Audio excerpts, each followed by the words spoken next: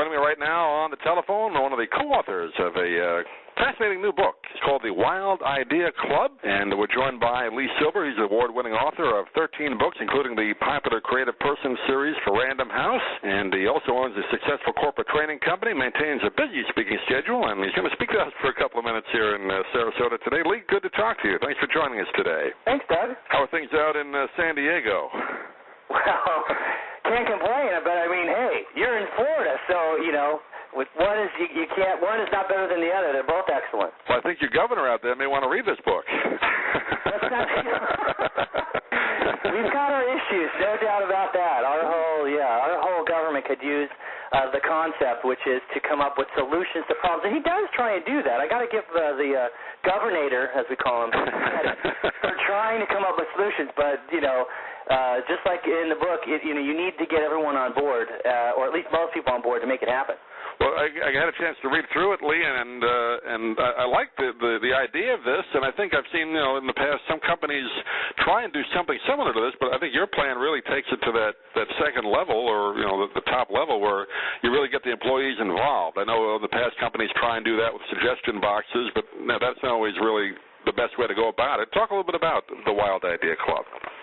Well, the concept is that ideas can come from anywhere, at any level, from anyone in the company. And to get those ideas, you have to form some sort of system. And when I say system, I don't mean something complicated. Just get some people together, give them a forum to, instead of complain about problems, give suggestions for solutions. And I'll tell you, when people are asked for their opinions and asked for their ideas, it improves morale, and companies are finding ways to make money, save money, just better service to customers. So it's great to see companies like Google and Apple and Southwest Airlines, I mean, the Toyota, the top companies in each of their respective industries have embraced this concept that, hey, let's ask not only our employees but our customers as well, what do you think about this, or how could we do this better, or what if we have this problem, what's a good solution for it? And that is the concept, is to capture these ideas and move them along. Do you think we're seeing, at least in my experience, it seems like you mentioned, some of the bigger companies right there that in the old days was more rigid, top-down management style. It seems to me, at least nowadays, maybe by necessity more than anything else, that they're opening their, upper management's opening their thoughts to have these kind of things, right? To let the employees be more part of the decision making. Is that better now than it was maybe 10 or 15 years ago? Well, I left out one of the biggest companies of all, Starbucks. There's a great example where one of the baristas working in an L.A. store noticed the mom schlepping in the kids and waiting in line and getting the coffee and having to take the kids back, put them in their car seats. And so Starbucks always had this channel open for the baristas to send suggestions. So one guy just says, why don't we have a drive-through for the customers that don't want to get out of their car? And, as we all know, that has been a huge hit. Starbucks has found that that's one of the solutions to the problems for those busy people. It's just they need their coffee fixed, but they don't want to get out of their car. It's brilliant. And it didn't come from Schultz, the CEO. It came from someone in the trenches, doing the work, meeting with the customers, actually interacting and doing the things that the people up above somehow have lost touch with that. I think, especially in the older days, upper management was much more insulated. Maybe now they're out there more on the floor, depending on what the company is, or meeting the customers more. But I think you make a good point there, and you talk about it in the book.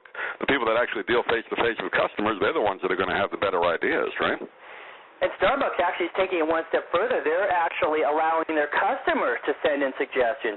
And, it's great. People love to just give their ideas and see them implemented. It's also nice when you're rewarded. And there are large companies, in addition to Starbucks, like Delta and Georgia Pacific, where if your idea saves the company money or makes the company money, you get a percentage of that. And so, guys working in the factories and on the planes and whatnot are finding ways to do things faster, better, easier, make things cost less or make more money, and getting a percentage of that money as a reward. So, this concept is working. It's in the best interest of everyone to try and find a way to do something better, whether it's better for the employee, better for the manager that will bring it forward, better for the customer, and certainly better for the customer, for the company. You can find where all those meet. Good for you, good for the employer, good for the customer. You have found the perfect idea, because how can you say no to something like that? Talking with Lee Silber, the co-author of the Wild Idea Club, and I guess now, particularly more than any time in at least the last 50 years, we're seeing a lot of, I guess, another industrial revolution in a sense, right, Lee? I mean, the auto industry is obviously undergoing a huge change. Who knows where that's going to go? Energy is going to be changing in the next 10 or 15 years, so no better time than now, I guess, to undertake this type of management style, right, if you're in business. Well, one of the things GM is tasked to do, and I supposedly is going to do, is to create smaller companies that are, again, it's easier for ideas to come forward when there's less, red tape, less levels of management.